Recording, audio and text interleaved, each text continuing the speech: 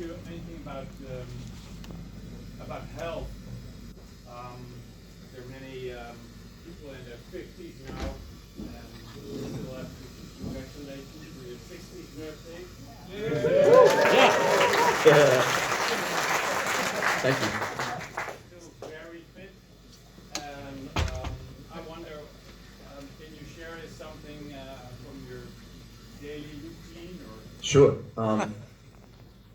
Well, first I'll tell you, when I first started playing, I was always the youngest guy by like 12 years, right? All the guys that I was playing with, like David Sanborn and Steve Gadd, who I was talking about before, they were all a good amount of years older than me.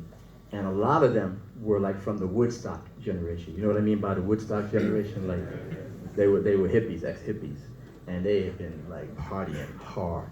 I mean, like, you know, because the problem with being a musician is that as long as you end up on the stage when you're supposed to be there, and as long as you take care of your job, people let you do whatever the heck you want to do, right?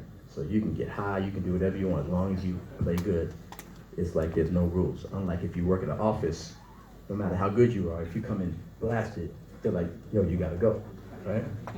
So consequently, man, when I came on the scene, all these musicians were beginning to have to pay the price for the way they had been living for the last 15 years, right? Some of them were like dying, literally dying. Some of them were in rehab, going to meetings every day, you know what I mean, to try to kind of separate themselves from their addictions. You know what I mean? So I learned my lesson because it was right there in front of me. Not only did I look, but they would tell me, dude, don't ever do this. Don't do this, please don't get caught up in this. And I saw a lot of lives get really messed up.